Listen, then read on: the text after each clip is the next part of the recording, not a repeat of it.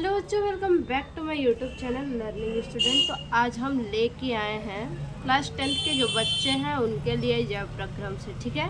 और ये हमारा वीडियो का 4th पार्ट है और 4th पार्ट में हम देखेंगे छोटी आंत और बड़ी आंत, इन्हीं दोनों को, ठीक है। तो सबसे पहले हम देखेंगे छोटी आंत या क्षुद्रांत। छोटी आंत को क्षुद्रांत भी कहते हैं, यानी स्मॉल इंटेस्टाइन, ठीक है। देखिए, छोटी आंत या क्षुद्रांत यह भोजन के पाचन तथा अवशोषण का मुख्य केंद्र है, ठीक है। छोटी आंत क्या है? भोजन के पाचन का और अवशोषण का क्या है? मुख्य केंद्र है। छोटी आंत में भोजन का पाचन होता है, ठीक है, और इसका सबसे बड़ा महत्वपूर्ण योगदान है छोटी आंत का।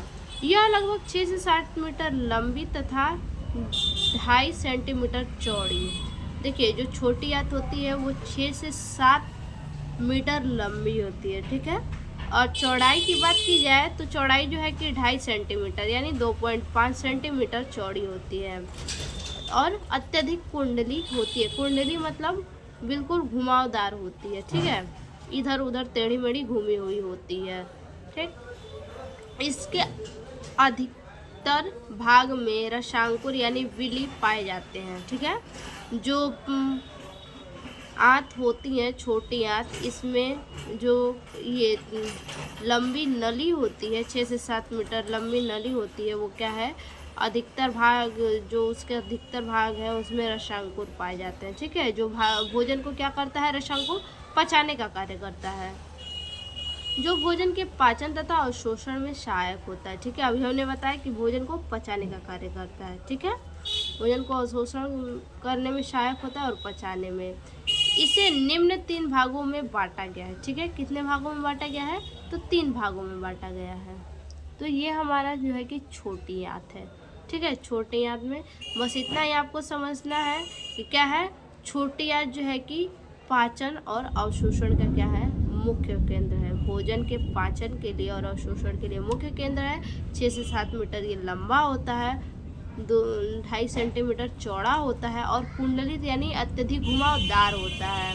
और इसमें जो है कि रसांकुर पाए जाते हैं, सबसे अधिक मात्रा में इसमें रसांकुर पाए जाते हैं। और ये रसांकुर जो है वो क्या करते हैं, रसांकुर जो है वो भोजन का पाचन और भोजन को अवशोषण करने में सहायक होते हैं।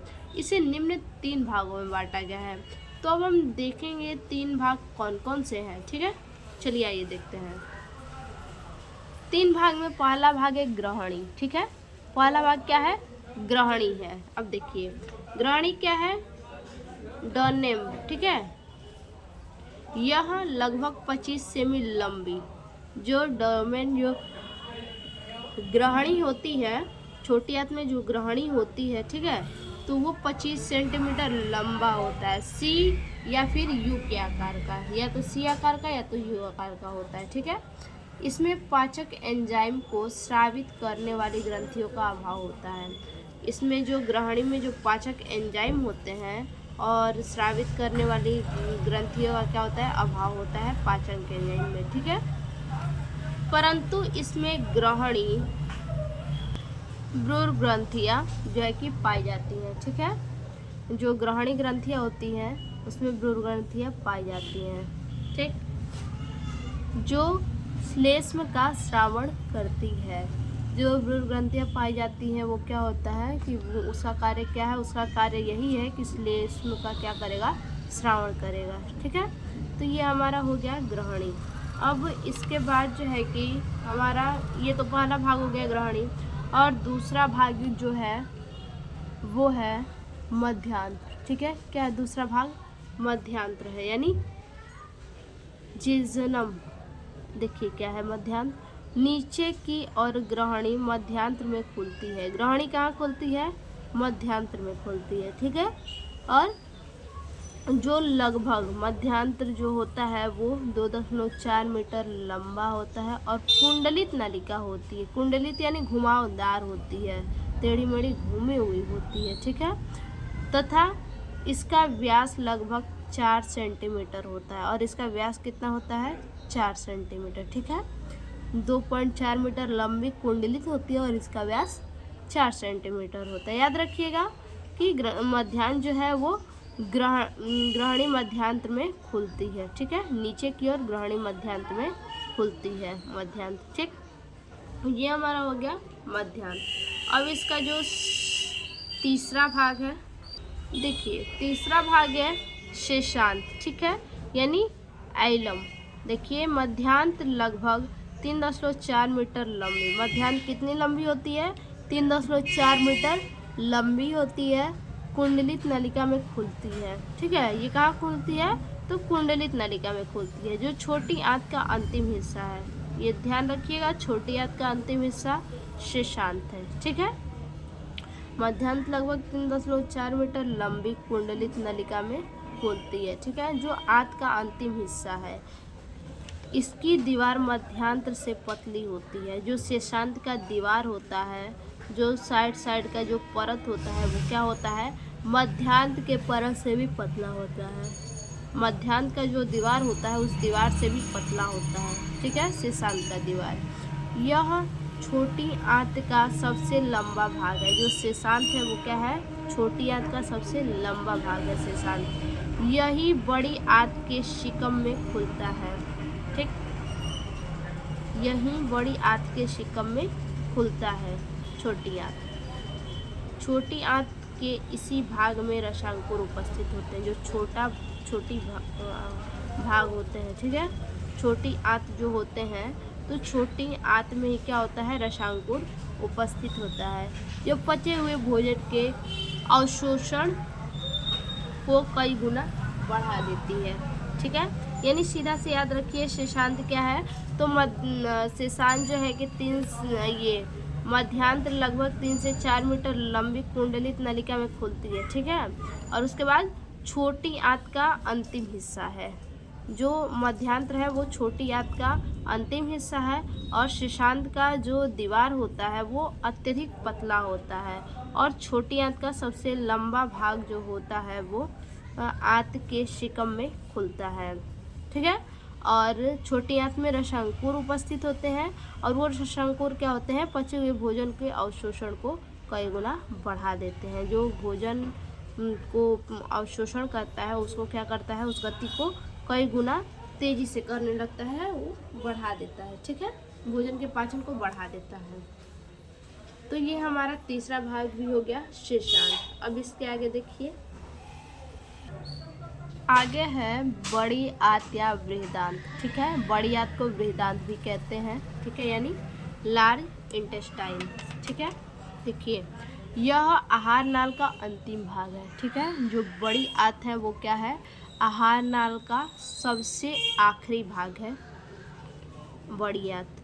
मतलब इसमें जब भोजन जाता है तो जो भी अपशिष्ट पदार्थ बचते हैं वो बिल्कुल यहाँ से गुदा द्वार में जाते हैं और बाहर निकल जाते हैं। ठीक है, देखिए यह लगभग 1.5 यानी 1.5 मीटर लंबी तथा 4.7 मीटर लगभग चौड़ी नलिका होती है। ठीक है, ये कितनी लंबी होती है? तो जो बड़ी आंत है वो 1.5 मीटर लंबी होती है और 4.7 मीटर चौड़ी नलिका होती है। इस भाग में पचे हुए शेष भोजन का तथा जल का अवशोषण होता है। ठीक है, इसमें क्या होता है? जो पचे हुए शेष भोजन होते हैं, ठीक है, इस भाग में पचे हुए शेष भोजन, जो पचे हुए शेष भोजन होते हैं पच जाते हैं और जल का अवशोषण करते हैं ये। ठीक है, और 7 अपच भोजन को शरीर से बाहर निकाल देता है। जैसे अभी हमने आपको बताया कि जो अपशिष्ट पदार्थ होते हैं, सारे भोजन पचने के बाद जो अपशिष्ट पदार्थ होते हैं वो क्या करते हैं? गुदा द्वार में भेज दिए जाते हैं। तो उसी को कह रहा है कि 7 अपच भोजन को शरीर से बाहर निकाल देता है। इसको भी 3 भागों में बांटा गया है। जो बड़ी आंत है, बड़ी आंत भी क्या है? 3 भागों में डिवाइड हुआ है। तो वो 3 भाग कौन कौन सा है? चलिए देख लेते हैं। ठीक है, देखिए सबसे पहला भाग है उड्डुक या शिकम, कोकुम। ठीक है, उड्डुक या शिकम यानी कोकुम। अब ये क्या है? देखिए यह लगभग 5 से 6 सेंटीमीटर लंबी नली होती है। ठीक है, जो उड्डुक होता है वो क्या होता है? 5 से 6 सेंटीमीटर लंबा नली होता है, और यह छोटी आंत तथा बड़ी आंत के मिलने के स्थान पर अंगुली की तरह नलिका जुड़ी रहती है। ठीक है, क्या कह रहा है कि यह छोटी आंत और बड़ी आंत, ठीक है, छोटी आंत और बड़ी आंत के मिलने के स्थान पे जहाँ ये दोनों आंत क्या होते हैं, मिलते हैं, वहीं पर अंगुली की तरह नलिका जुड़ी रहती है। ठीक, और आगे, जिसे कृमि रूप परिवेशिका कहते हैं। क्या कहते हैं, जहाँ पे ये दोनों मिलते हैं, अंगुली की तरह नलिका जुड़ी होती है, उसे हम क्या कहते हैं, कृमि रूप परिवेशिका कहते हैं। मानव में यह अवशेषी अंग है। ठीक है, मानव में ये क्या है, एक अवशेषी अंग है। जो कृमि रूप परिवेशिका कहते हैं वो क्या है, मानव में अवशेषी अंग है। ठीक है, यानी एक्स्ट्रा अंग है। कभी कभी इसमें भोजन के कण पहुंच जाते हैं। इस अंग में भी क्या होते हैं, भोजन के कण कभी कभी पहुंच जाते हैं, जिसके सड़ने पर इसमें सूजन आ जाता है। ठीक है, जो वो भोजन क्या होता है, सड़ जाता है, तो उसमें क्या होता है, सूजन आने लगता है और व्यक्ति को क्या हो जाता है, अपेंडिक्स रोग हो जाता है। लोग कहते हैं ना कि अपेंडिक्स हो गया है, आप लोग भी सुने होंगे। तो अपेंडिक्स जो है वो अवशेषी अंग है हमारे बॉडी में, कोई उसका कार्य नहीं है। ठीक है, अब देखिए तीसरा पार्ट जो है वो है कोलन। ठीक है, सॉरी तीसरा नहीं, दूसरा पार्ट, बी नंबर है कोलन। अब कोलन क्या है, तो ये भी जो है कि बड़ी आंत में ही पाया जाता है। ठीक है, यह उल्टे यू आकार का होता है। कोलन जो होता है ये उल्टे यू आकार का होता है, जो लगभग 1.3 मीटर लंबी होती है। कितनी लंबी, तो 1.3 मीटर लंबी होती है। कोलन जगह जगह पर खुला रहता है, और कोलन क्या रहता है, जगह जगह पे जो है कि खुला रहता है। ठीक है, जिसे हास्ट्रा कहते हैं। कोलन को क्या कहते हैं, हास्ट्रा कहते हैं, याद रखिएगा।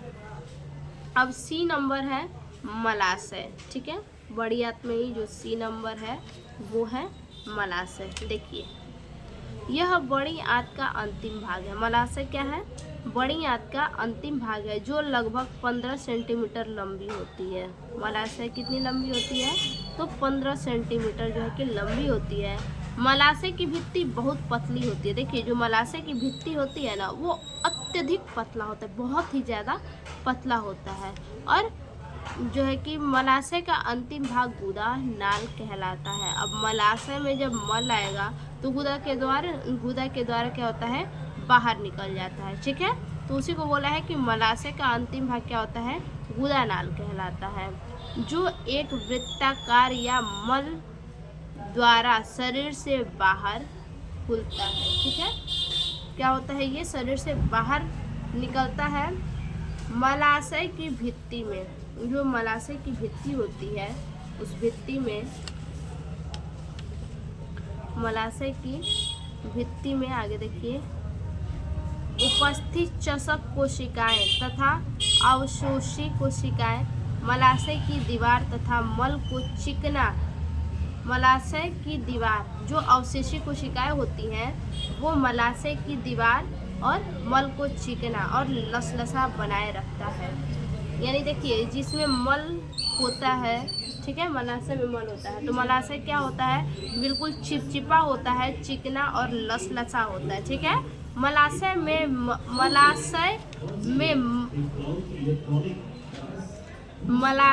मल उपस्थित जल का पुनः अवशोषण होता है। ठीक है, मलाशय में क्या होता है, जो मल उपस्थित होते हैं और जो जल होते हैं उनका पुनः अवशोषण होता है। यानी फिर से उसमें से जो भी उसमें से अच्छे पदार्थ होते हैं उनका अवशोषण कर लिया जाता है, बाकी को त्याग दिया जाता है। ठीक, तो ये हमारा मलाशय है। तो मलाशय में ज़्यादा कुछ नहीं है, समझिएगा, बस यही है कि ये जो है कि बड़ी आंत का अंतिम भाग होता है मलाशय, और मलाशय लगभग 15 सेंटीमीटर लंबा होता है। बड़ी आंत का अंतिम भाग है और लगभग 15 सेंटीमीटर लंबा होता है। ठीक है, और इसकी भित्ति जो होती है मलाशय की, बहुत पतली भित्ति होती है। ठीक, और इसका जो अंतिम भाग होता है गुदानाल कहलाता है, और अंतिम भाग जो है कि मल द्वारा शरीर से क्या होता है, बाहर निकलता है। ठीक है, मल क्या होता है, बाहर निकलता है अंतिम द्वार के द्वारा, अंतिम द्वार यानी गुदा द्वार के द्वारा। और मलाशय में जो भित्ति उपस्थित होती है वो चषक कोशिकाएं और अवशेषी कोशिकाएं होती हैं। ठीक है, मलाशय की दीवार को मलाशय की दीवार को और मल को क्या करता है, चिकना बनाता है, लसलसा बनाता है। ठीक, और अंत में क्या होता है, मलाशय में जो मल और जल उपस्थित होते हैं उनका पुनः अवशोषण होता है। तो ये हमारा रहा वीडियो का आखिरी और चौथा पार्ट। तो हमारा फर्स्ट चैप्टर जो है कि जैव प्रक्रम ख़त्म हुआ। फिर से मिलते हैं ऐसे एक और नए वीडियो में, तब तक के लिए धन्यवाद।